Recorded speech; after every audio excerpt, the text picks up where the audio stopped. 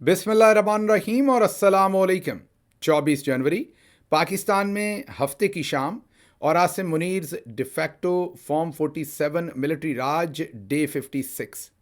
आज खबरें काफ़ी ज़्यादा हैं, इसलिए पेस थोड़ी तेज़ होगी। चलते हैं सीधे पहली खबर की तरफ और वो है इस्लामाबाद से।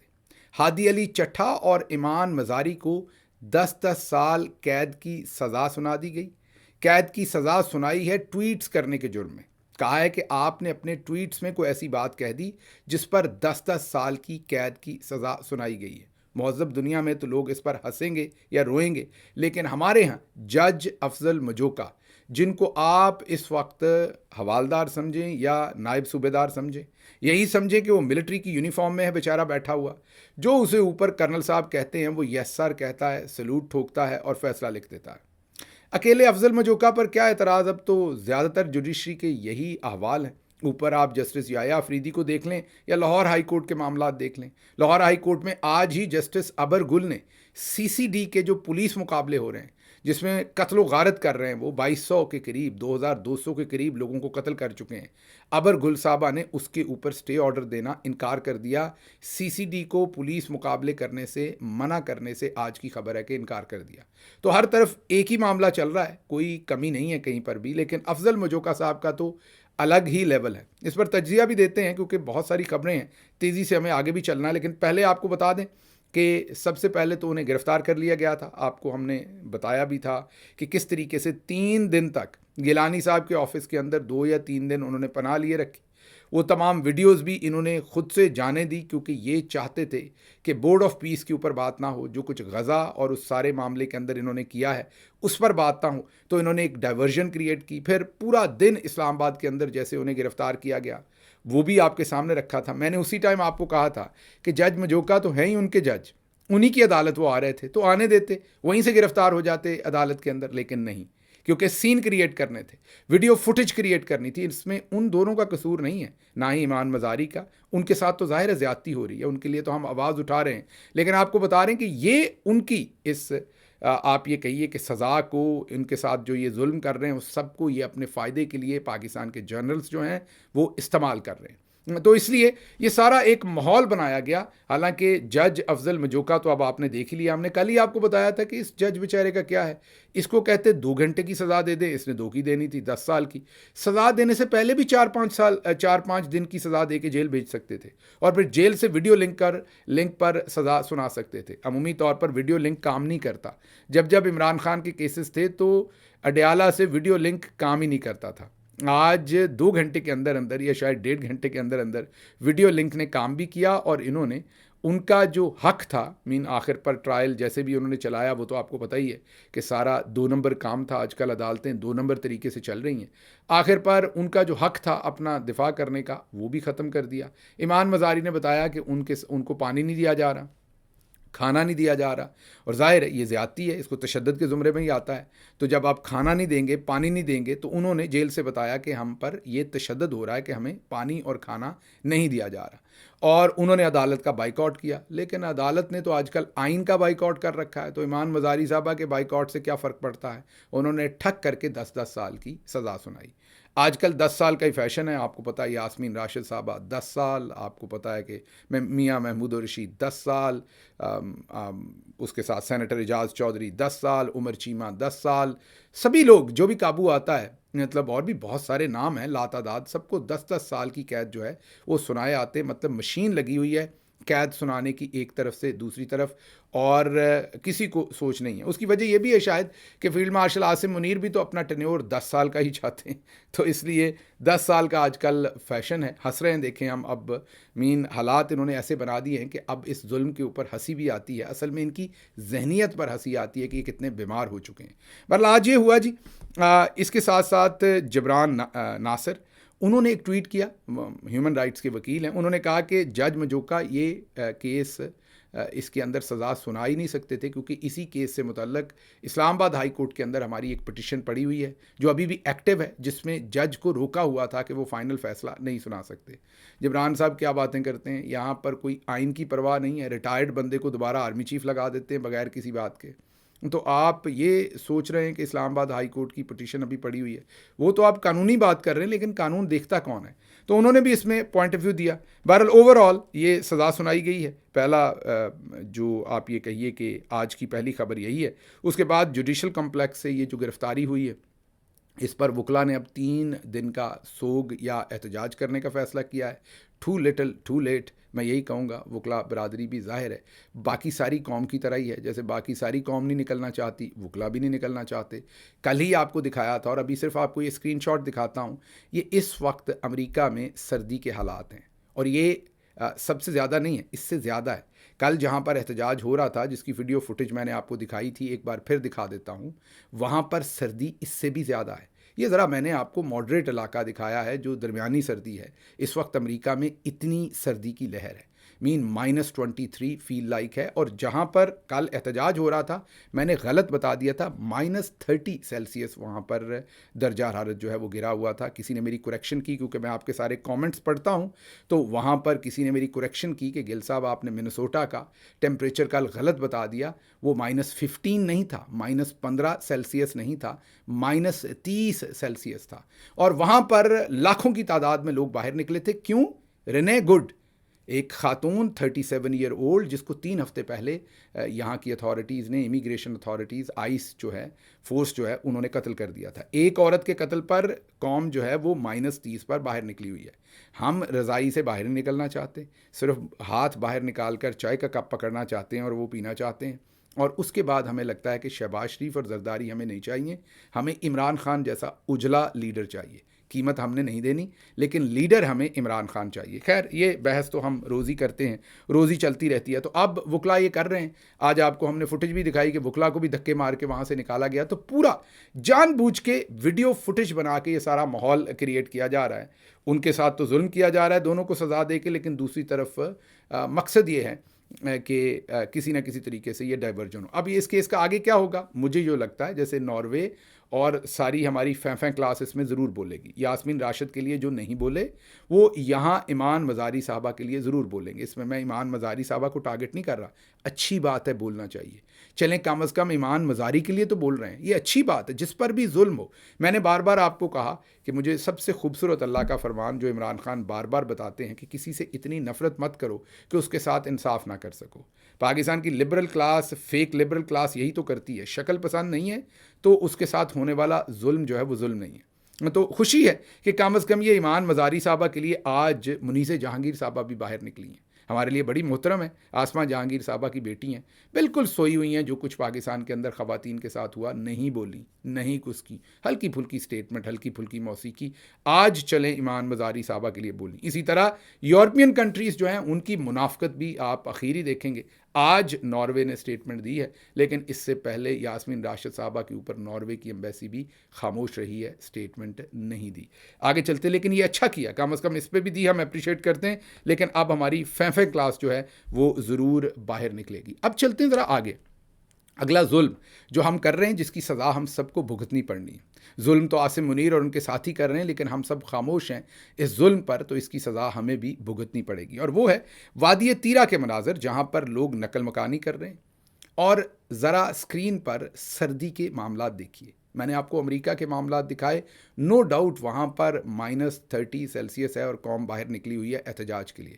لیکن مت بھولیے وہاں پر پھر بھی لوگوں کے پاس کچھ نہ کچھ گرم کپڑے پہننے کے وسائل ہیں. یہ ذرا تصویر دیکھیے، غور سے اس تصویر کو دیکھیے.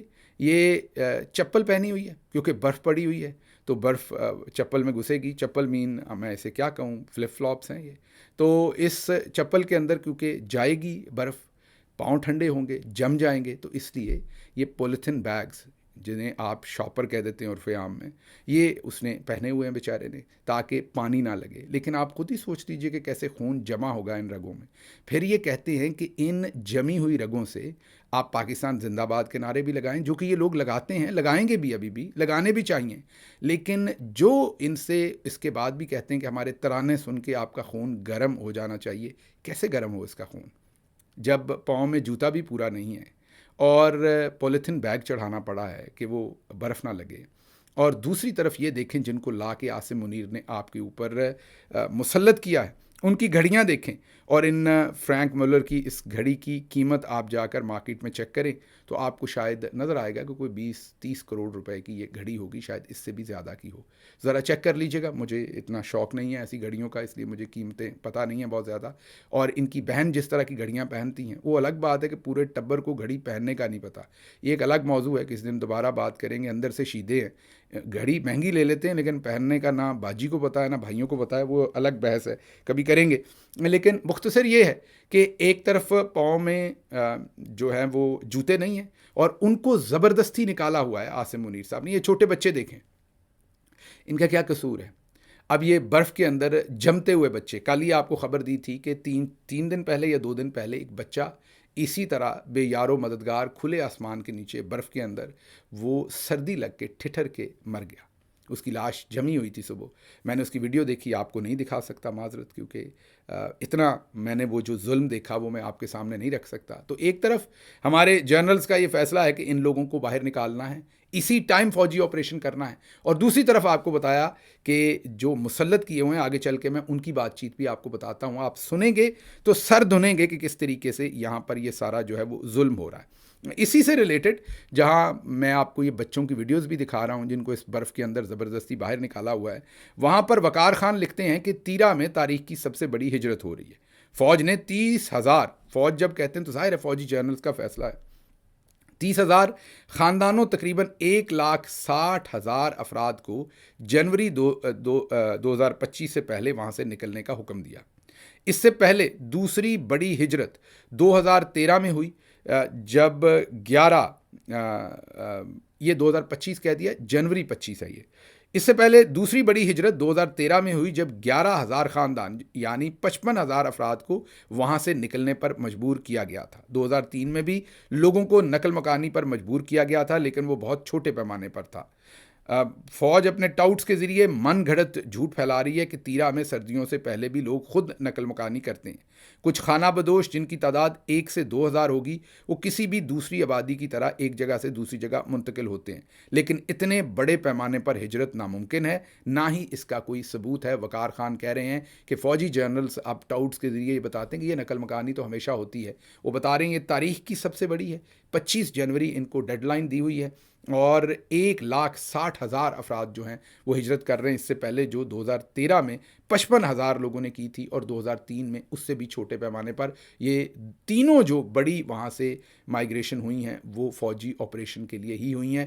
بار بار لوگوں کو ہم موو کرتے ہیں لیکن وہاں پر دہشت گردی ختم نہیں ہوتی، کیونکہ دہشت گردی کا یہ حل نہیں ہے. آگے چلتے ہیں. ذرا آپ نے ویڈیو سننی ہے.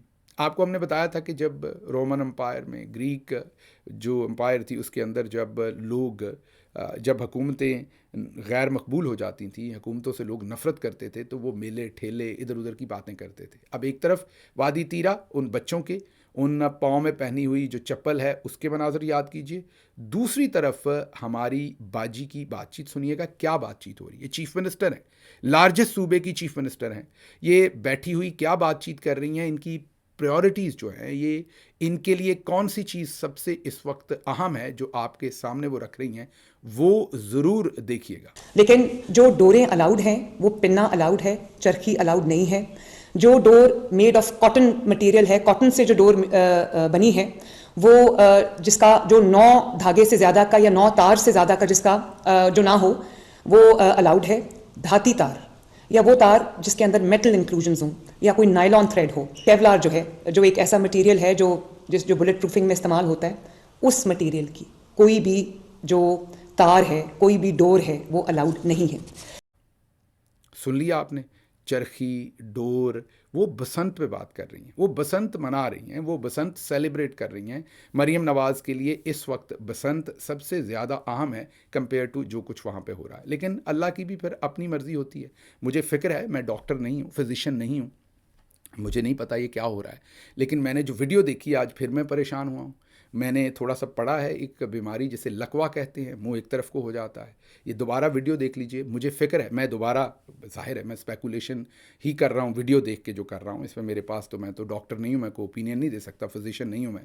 تو باجی کو ضرور فوری طور پر کسی ماہر ڈاکٹر کو چیک کروانا چاہیے، کیونکہ ان کا منہ جو ہے وہ رائٹ سائڈ کو جو ہے وہ سارا جا رہا ہے, ٹیڑھا ہو رہا ہے ان کا منہ. اب پتہ نہیں وہ لپس ٹیڑھے ہو رہے ہیں یا منہ ٹیڑھا ہو رہا ہے. اب پتہ نہیں یہ بسنت منانے کی خوشی ہے یا جو تیرا میں یہ لوگ کر رہے ہیں وہاں سے اللہ کا عذاب آ رہا ہے.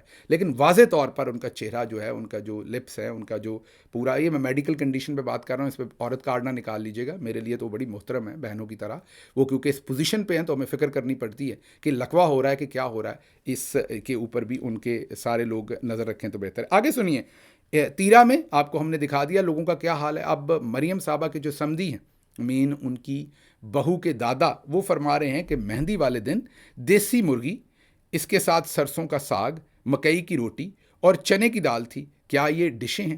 وہ پوچھ رہے ہیں یہ تو ڈشیں ہی نہیں ہیں, ان کو کیوں گنتے ہو؟ باقی سب کچھ تو تھا. آپ کو ہم نے وہ میاں کورس, مین کورس نہیں, میاں کورس دکھایا تھا, فلاں مٹن فلاں مٹن. وہ کہہ رہے ہیں اس کے ساتھ اضافی یہ تھا. تو یہ دیسی مرغی, سرسوں کا ساگ, مکئی کی روٹی, چنے کی دال, یہ تو کوئی ڈشیں نہیں ہیں وہ کہہ رہے ہیں. آپ غور کیجئے تیرا کو, اور یہاں پر ڈشیں نہیں. اور ساتھ یہ بھی سوچئے جب عمران خان دیسی مرغی کھاتے ہیں تو یہ پوری جو نون لیگ ہے ان کو پتہ نہیں کیا فکر پڑ جاتی ہے کہ دیسی مرغ کھا کے عمران خان نے ان کو کان پکڑوا دینے ہیں یا ان کو کوئی مارنا پیٹنا ہے. مطلب ایسے فکر مند ہو جاتے ہیں عمران خان کے دیسی مرغ کھا لینے سے کہ پھر وہ دنیا کی سب سے جو لیوش قسم کا, وہ آپ یہ کہہ لیجئے ایگزاٹک قسم کی وہ کوئی عیاشی ہو جاتی ہے جو عمران خان کر رہے ہیں. لیکن اپنی بار کہتے ہیں یہ کوئی ڈش تو نہیں ہے. آگے چلتے ہیں جی. اگلی خبر بہت ہی حیران کن ہے. خواجہ سرا ہیں ایک, جو بھی آپ نے انہیں کہنا ہے, میں تو ان کا بڑا احترام کرتا ہوں, گل چاہت صاحبہ. یہ میرا خیال آج کل یو کے میں ہیں, لیکن رہنے والی یا والے یہ پشاور سے ہیں یا کے پی سے ہیں. پچھلے دنوں شفیع جان صاحب سے ایک صحافی نے, آج کل آپ کو پتہ ہے کہ ملٹری جرنلز ٹاؤٹ صحافیوں کو بہت استعمال کرتے ہیں, پہلے ان سے سوال پوچھوایا گیا. اب وہ ایک چھوٹے لیول پر کوئی بھی بندہ مائک لے کے سوال پوچھ رہا تھا, اس نے شفیع جان سے کہا کہ آپ کا گل چاہت سے سنا ہے کہ تعلق ہے, مطلب افیئر ہے. یہ ایک گندا سوال شفیع جان سے پوچھا گیا ان کو ڈس رسپیکٹ کرنے کے لیے. اب ظاہر ہے وہ کسی نے سنا کسی نے نہیں سنا. پھر فرمائش کی گئی, یہ ہمارا تاثر ہے, کرنل صاحب نے فرمائش کی لونڈا لپاڑا جی سے کہ آپ اپنے ولاگ میں کور کیجئے. انہوں نے اس کو پھر بڑی سکرین پر رکھنے کے لیے اس کو کور کیا, تاکہ ہر جگہ پہنچ جائے. باریک واردات یہ ہوتی ہے کہ اس کو آپ مذمت کر دیں اس بات کی, آپ کور بھی کر دیں کسی کی, فار ایگزامپل کسی کی کوئی ویڈیو آئی ہے, کوئی بھی بری اور اچھی ویڈیو آئی ہے, آپ اس کی مذمت بھی کر دیں اور اس کو دکھا بھی دیں, تو کر تو آپ نے مذمت دی لیکن آپ نے کام ڈال دیا کہ پوری دنیا تک پہنچا دیا. تو لونڈا لپاڑا جی نے اس اسپیسیفک خبر کو جو میرٹ نہیں رکھتی تھی, ہمارے سامنے بھی آئی تھی, ہم نے اگنور کی, اس کو انہوں نے پوری دنیا کے سامنے رکھا کہ جی یہ بڑا غلط سوال تھا, یہ کرنا نہیں چاہیے تھا, لیکن پھیلا دیا. اب لونڈا لپاڑا جی کو آڑے ہاتھوں ہم نے ان کو کیا صحافت سکھانی تھی, اب تو گل چاہت صاحبہ نے ان کو صحافت سکھائی ہے. اب خواجہ سرا ان کو صحافت سکھا رہے ہیں, اور معذرت کے ساتھ ان کی صحافت سے خواجہ سرا جو ہیں ان کی صحافت زیادہ تگڑی ہے. تو کیا ہوا یہ سارا معاملہ, یہ ذرا ویڈیو دیکھیے. ایک بڑا ہی افسوسناک واقعہ جو ہے وہ میں نے اس کی ایک ویڈیو میرے سامنے سے گزری. اڈیالہ جیل کے باہر شفیع جان جو ترجمان ہے پاکستان تحریک انصاف کی خیبر پختونخوا حکومت کے, وہاں پہ ایک صحافی نے, اب میں نہیں جانتا یہ صحافی کون تھا کیونکہ ویڈیو میں یہ کلیئر نہیں ہو رہا کہ وہ صحافی کون تھا, انہوں نے جو ہے وہ ان سے سوال کیا شفیع جان سے. اور سوال کیا تھا؟ سوال یہ ہے کہ جی نون لیگ کے ایک ایم پی ہیں, ان کا کہنا تھا کہ شفیع جان صاحب کے مبینہ طور پر کسی خواجہ سرا گل چاہت کے ساتھ تعلقات ہیں, تو اس حوالے سے انہوں نے یہ الزام لگایا ہے. کیا آپ کے پاس بات کرنے کو یہی رہ گیا ہے کہ میرا نام شفیع اللہ جان جیسے سرکاری عہدے پر بیٹھے شخص کے ساتھ جوڑ کر مجھے بدنام کیا جا رہا ہے؟ اگر آپ واقعی صحافی ہو, اگر آپ واقعی پاکستانی ہو, تو آپ کو شرم آنی چاہیے کہ آپ خواجہ سراؤ پر بات کرتے ہیں مگر تیرا کے بچوں پر آپ خاموش رہتے ہیں. آپ نے دیکھ لی ویڈیو. اب خواجہ سرا صاحبہ نے یا صاحب نے, انہوں نے منصور علی خان کو کہا ہے کہ صحافت کریں ڈنکے کی چوٹ پہ, جو آپ کہتے ہوتے ہیں, اس طرح کی گندی صحافت نہ کریں. اگر آپ نے واقعی بات کرنی ہے کے پی میں, تو جو وادی تیرا میں ہو رہا ہے, پختونوں کے بچوں کے ساتھ ہو رہا ہے, وہاں تو آپ کو لکوا ہو جاتا ہے, وہاں تو آپ سے بولا نہیں جاتا, وہاں تو آپ خاموش ہو جاتے ہیں. وہاں آپ کی صحافت جو ہے وہ گل چاہت صاحبہ سے بھی زیادہ نازک ہوتی ہے. لیکن آپ کو گل چاہت کی زندگی پر, ذاتی زندگی کے اوپر بات ضرور کرنی ہے. تو اس صحافی اور منصور علی خان دونوں کو انہوں نے ڈرائی کلین کیا ہے, دونوں کو انہوں نے بھرپور طریقے سے ایکسپوز کیا, اور ان کی صحافت کو بھی ایکسپوز کیا ہے. اثر ان کو پھر بھی نہیں ہونا. انہوں نے ڈنکے کی چوٹ پر بس دھمال ڈالنی ہے اور وہی صحافت کرنی ہے جو جنرل صاحب انہوں نے کہنی. سنتھیٹک قسم کے ہیں, مطلب یہ بانگیں دیں گے لیکن اس کے آگے اور کچھ کریں گے نہیں, بس بانگ دینے کی حد تک ان کی بات چیت ہے. آگے چلتے ہیں جی. اگلی خبر جو آپ کے سامنے رکھنی ہے وہ یہ سندھ حکومت کے ایک ایم پی اے نے ہندو تاجر، اکثر ہم انڈیا کے ابھی حال ہی میں ہم نے آپ کو ثبوتوں کے ساتھ دکھایا تھا کہ ISPR نیوز بلیٹن بنا کر پیش کرتی ہے، پورا مٹیریل بنا کر دیتی ہے. اس میں ایک مٹیریل بنا ہوا تھا انڈیا کے اندر مائنورٹیز کے ساتھ ہم کیا سلوک کرتے ہیں. میں نے آپ کو متعدد بار یہ بتایا کہ پاکستان مائنورٹیز کے لیے بنایا گیا ایک ملک تھا، ایک مائنورٹی کے لیے بنایا گیا ایک ملک تھا. کیوں؟ کیونکہ لارجر اس وقت کے انڈیا میں ہم مائنورٹی رہ جاتے مسلمان. اگر انگریز چلا جاتا تو ظاہر ہے ہندوؤں کی تعداد زیادہ ہوتی. مسلمان جو مائنورٹی بن جاتے ان کے لیے ایک ملک بنایا گیا. مائنورٹی کے لیے بننے والا ملک جب بن گیا تو ظاہر ہے مسلمان اس میں میجورٹی ہو گئے. اس کے بعد سے ہم نے بھی کوئی بڑا اچھا سلوک مائنورٹیز کے ساتھ نہیں کیا. آج اس کا ایک اور ثبوت ہے، یہ سندھ کے ایم پی اے کی جانب سے ہندو تاجر کا مبینہ اغوا اور تشدد. ایم پی اے راجہ خان مہر نے مالی طور پر مجھے نچوڑ کر رکھ دیا، اس سے پہلے پیسے لیتے رہے ہیں زبردستی، اس کے بعد اسے بلا کر بدترین تشدد کیا. اب وہ انصاف مانگ رہا ہے، لیکن مجھے نہیں لگتا کہ انہیں کوئی انصاف دے گا. انصاف دینا کس نے ہے؟ یہ سارے ہی تو اسی طرح کے ڈاکو اور لٹیرے ہیں. تو مل کر آپ ایسی بے شرمی کے اوپر لعنت بھیج سکتے ہیں میرے ساتھ، وہ آپ ضرور کیجئے، کیونکہ یہ وہی میں یہ کہوں گا حرامی پن ہے جس کی طرف الطاف حسین صاحب بار بار ذکر کرتے ہیں. تو یہ وہی سب کچھ ہو رہا ہے. آگے چلتے ہیں جی. پاکستان اور اس کا نہ ختم ہونے والا نازک موڑ. میں نے کل پرسوں بھی آپ کے سامنے یہ رکھا تھا کہ پاکستان جو ہے اس کا نازک مڑتے نازک موڑ میں نا ہم lower middle class motor cycle پہ بیٹھی نازک موڑ مڑ رہی ہے. ظاہر ہے اشرافیہ جو ہے ان کی تو گاڑی ایسی ہے کہ جس کی سسپینشن ایسی انہیں موڑ کا پتہ ہی نہیں چلتا، بلکہ ان کے تو موڑ آتا ہی نہیں، آپ کو پتہ ہے وہ تو سیدھا ہی چلتے ہیں. تو جو پاکستان کی لوور مڈل کلاس ہے، غریب آدمی، وہ نازک موڑ سے، تو ہماری تو کمریں دوری ہو گئی ہیں. وہ آپ موٹر سائیکل پہ موڑ مڑ رہے ہو نا تو کمر دوری ہوتی، تو ہماری تو کمریں دوری ہو گئیں، بس کر دیں. یہ کسی نے بہت ہی خوبصورت کارٹونز کی، آپ اسے کارٹون ہی سمجھیے، بچوں کے لیے پیچھے رائم لگا کے بڑے بہترین طریقے سے بچوں کو سمجھایا ہے کہ جنرل صاحب ہمارے ساتھ کر کیا رہے ہیں اور یہ کب سے کر رہے ہیں. شروع دن سے پاکستان کے ساتھ جو کچھ ہو رہا ہے وہ اس وقت کے اور آج کے جرنلز جو ہیں وہ کر کیا رہے ہیں، اور پوری تاریخ پاکستان کی جو ہے اس چھوٹی سی کارٹون ڈاکومنٹری کے اندر پڑھائی جا رہی ہے. میں دعوت دوں گا جو بچے AI کو سمجھتے ہیں، ہم سے ینگسٹر جو نوجوان، وہ اس طرح کے کارٹونز بنائیں جن میں رائم لگائیں، بچوں کے لیے اٹریکٹیو ہوں، تاکہ بچوں کو بھی پتہ چلے کہ پاکستان کی تاریخ کیا ہے اور ہم نے اصل میں اپنے پولیٹیکل لوگوں کے ساتھ کیا ہے. یہ بچوں کو پوری طرح سے پتہ ہونا چاہیے. اب ایک طرف تو یہ ویڈیو ہے اور دوسری طرف آپ کو انٹرسٹنگ آج ہی کے ٹکرز بتاتے ہیں جو عاصم منیر صاحب کی طرف سے سیکیورٹی ذرائع سے. آپ کو پتہ ہے جب سیکیورٹی ذرائع کہتے ہیں تو ISPR اپنا نام استعمال کیے بغیر وہ یہ ٹکر سیکیورٹی ذرائع سے چلواتے ہیں. پہلے بھی وہ خود مان بھی چکے ہیں بائی دا وے. اب ٹکرز کیا ہیں کہ پاکستان جمہوریت سے ہی آگے بڑھے گا. فیلڈ مارشل سید عاصم منیر جمہوری اقدار کے فروغ پر یقین رکھتے ہیں. سیکیورٹی ذرائع نام نہیں ہے کسی کا، سیکیورٹی ذرائع جمہوری اقدار پر عاصم منیر یقین رکھتے ہیں. اچھا، آپ سوچ رہے ہوں گے یہ اتنے جمہوریت پسند کیوں ہو گئے؟ یہ جمہوریت کا درد کہاں سے اٹھا؟ آپ کو بتاتے ہیں کہاں سے اٹھا. سیاستدانوں کی ملک کے لیے گراں قدر خدمات ہیں. موجودہ سیاسی قیادت قابل احترام ہے جس نے وقت کے تقاضوں کے مطابق مشکل لیکن بروقت اور دلیر فیصلے کیے. سیکیورٹی ذرائع یہ چیز میرے پیارے، اصل میں غزہ اور بورڈ آف پیس والا سارا گند اب سیاستدانوں پر ڈالنا ہے. جیسے ملک تو توڑا تھا ایوب خان نے اور یحییٰ خان نے، بھٹو صاحب نے تو ساتھ ویسے ہی جھولے لیے تھے، مزے لیے تھے اپنے، جیسے شہباز شریف وغیرہ لالچ میں اس ٹائم لے رہے ہیں، لیکن مدعا سارا سیاستدانوں پر ڈال دیا تھا ملک توڑنے کا. وہی اب سرکار کو یہ جو میرے سینے میں درد ہے قوم کا، یہ جو درد اٹھا ہے سیکیورٹی ذرائع کو، جو سیاستدانوں کی ملک کے لیے گراں قدر خدمات ہیں اور ہم ان کا احترام کرتے ہیں اور انہوں نے وقت کے تقاضوں کے مطابق مشکل لیکن بروقت اور دلیر فیصلے لیے ہیں، یہ سارا فیصلہ فیلڈ مارشل صاحب ان پر ڈال رہے ہیں. یہ ایسے نہ سوچیں کہ سیاستدانوں کا احترام ہو رہا ہے. یہ تن کے رکھو کی پالیسی، اس ٹائم گند ان کے اوپر ڈالنا ہے. پاکستان کی افواج حماس کو غیر مسلح کرنے میں حصہ دار نہیں ہوگی. حماس کو غیر مسلح کرنے میں شرکت ہماری ریڈ لائن ہوگی. Red line, interesting. آگے چلتے ہیں. کسی بھی فورس کی تشکیل، مینڈیٹ اور تعیناتی کا ابھی کوئی فیصلہ نہیں ہوا. افواج کی بیرون ملک تعیناتی کا فیصلہ حکومت کا استحقاق ہے. اور حکومت کی تعیناتی کس کا استحقاق ہے؟ کون لوگ ہو یار تسی؟ بڑے ہی مذاقیہ ہو جنرل صاحب، بڑے ہی مذاقیہ ہو قسم سے. آپ نے تو کامیڈی سرکس کھول رکھی ہے. یہ کئی دفعہ لوگ کہتے ہیں گل صاحب سیریس ولاگ ہے، آپ اس میں تھوڑا کامیڈی ڈال دیتے ہیں یا نہ کیا کریں. میں کیا کروں، یہ ملک کی کامیڈی پہ چل رہا ہے اب تو. اچھا جی، فوج اور قوم کے درمیان کوئی دراڑ نہیں ڈال سکتا. ہاں جب ہمارا دل کرے گا ہم ڈالیں گے, مطلب کہ جنرل صاحبان ڈالیں گے, نہ ہی کسی کو اس کی اجازت دی جائے گی. یہ رشتہ بہت گہرا ہے. بڑا جی 26 نومبر کو آپ نشانے لے کے سروں میں گولیاں مارے, مشرقی پاکستان میں بھی آپ گولیاں مارے, کشمیر میں بھی مارے, مرید کے میں بھی مارے, لیکن رشتہ بڑا گہرا ہے. بس ذمہ داری ساڈی ہے, ہم ہی آپ کی پھپھو کے بیٹے ہیں, ہماری ذمہ داری آپ کی نہیں ہے.